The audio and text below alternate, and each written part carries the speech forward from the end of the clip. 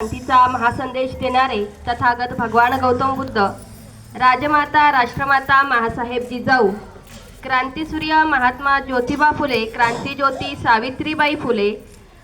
छत्रपती शिवाजी महाराज, संभाजी महाराज, तसेच तुम्हाला आणि मला भारतीय संविधानातून मूलभूत हक्क आणि अधिकार देणारे महामानव डॉक्टर बाबासाहेब आंबेडकर या सर्व थोर पुरुषांना व महान मातांना प्रथम त्रिवार अभिवादन करते। तसेच विचार मंचावरती उपस्थित सर्व प्रमुख पाहुणे आणि आजच्या या अशा विशेष सोहळ्याला उपस्थित सर्व माझ्या बंधू आणि भगिनींनो, खरं तर बचत गटाबद्दल मला काही एवढं नॉलेज नाहीये, पण जेवढं काही महिला सक्षमीकरणासाठी मला तुम्हाला सांगता येईल तेवढे दोन शब्द मी माझे व्यक्त करेल। असं म्हटलं जातं की एक स्त्री जर शिकली तर ते संपूर्ण कुटुंब साक्षर होतं। त्याचप्रमाणे आज मला इथं असं म्हणावंसं वाटेल की जर एक महिला जर उद्योजक झाली तर ते संपूर्ण कुटुंब उद्योजक नक्कीच होईल आणि पर्याय रूपी ते गाव, तो जिल्हा, ते राष्ट्र आणि तो देश सुद्धा उद्योगमय होण्याला वेळ लागणार नाही।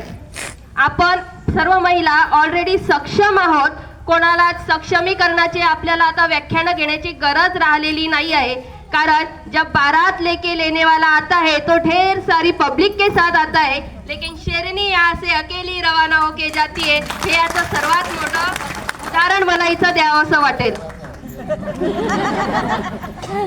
खरं तर आपण काय करतो की आपल्याला बाकी सर्व गोष्टींसाठी वेळ आहे, कोणती साडी ट्रेंड मध्ये आहे, कोणते दागिने नवीन निघलेले आहेत, ह्या सर्व गोष्टींसाठी आपल्याला वेळ आहे, परंतु काहीतरी उद्योग मला करता येईल का, या एखाद्या गोष्टीमधून मला समोर जाता येईल का, या गोष्टींकडे आपण कधीच वेळ देत नाही। आपण दुपारचा आपला वेळ घालवतो तो आपल्या टीव्ही सिरियल्स मध्ये, काय तर मग नवऱ्याची बायको, दुसरी बायको, तिसरी बायको अशा फालतू सिरियल्स आपण पाहत असतो। तिचे दागिने, तिने कोणती साडी घातली, मग तशी साडी मला मार्केटला घेता येईल का, ह्या गोष्टी आपण घालतो, विचार करतो, पण हा विचार आपण कधीच करत नाही की ती नायिका ज्याप्रमाणे ती तिचं काम करत असते, ती फुकटमध्ये काम नाही करत, पण आपण फुकटमध्ये आपला वेळ वाया घालवत असतो, बरोबर आहे की नाही। मग आपण कधीतरी असा सुद्धा विचार करायला पाहिजे की हेच दागिने, हे साडी मी आर्थिक दृष्ट्या सक्षम होऊन माझ्या नवऱ्याला, माझ्या पतीला 5 रुपये 10 रुपयाची मागणी न करता स्वबळावर, स्वखर्चावर कशी विकत घेऊ शकेल, कसा उद्योग टाकून स्वतः कसे पैसे कमवू शकेल, याचा सुद्धा आपण तेवढा विचार करणं गरजेचं आहे। आज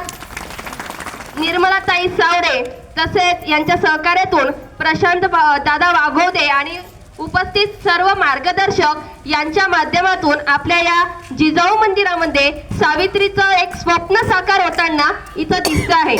आज महिला बचत गटाच्या माध्यमातून तुम्ही सर्व महिला इथं एकत्रित आल्या, याचं सर्वात मोठं चांगलं म्हणजे एक असं उदाहरण आहे की सावित्रीबाईंनी जे काही स्वप्न आपल्या महिलांबद्दल बघितलं होतं ते स्वप्न आज कुठेतरी आपण साकार करतोय। आज कुठेतरी त्यांना शांती मिळाली असेल असं मला वाटतं, कारण त्यांनी फक्त महिलांनी साक्षर व्हावं एवढंच सांगितलेलं नाही, तर महिलांनी साक्षर होऊन स्वयंपूर्ण बनावं, आपल्या पायावर उभं राहावं, असं सुद्धा सावित्रीबाईंचं स्वप्न होतं। आधी असं म्हटलं जायचं की मुलींनी फक्त, स्त्रियांनी चूल आणि मूल एवढंच करायचं, एवढंच सांभाळायचं, परंतु आज आपण महिला एवढ्या सक्षम झालो आहोत की आपण चूल तर सांभाळतच आहोत, परंतु चूल सांभाळून सुद्धा या पुरुषांच्या खांद्याला खांदा लावून त्यांच्या बरोबरीने आपण कार्य करत आहोत।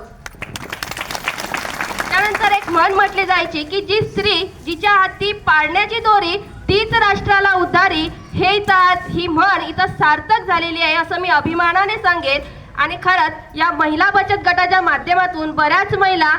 खूप पुढे गेलेल्या आहे, आर्थिक दृष्ट्या तुम्ही सक्षम झालेला आहात, तुमच्या संसारासाठी हातभार तुम्ही लावता आहे आणि ज्या आधीच्या काळात जसं तुम्हाला आपल्या संसारासाठी आपल्या पतीकडे ज्या काही आर्थिक गोष्टींसाठी मागणी करावी लागत होती ती तुम्हाला आता या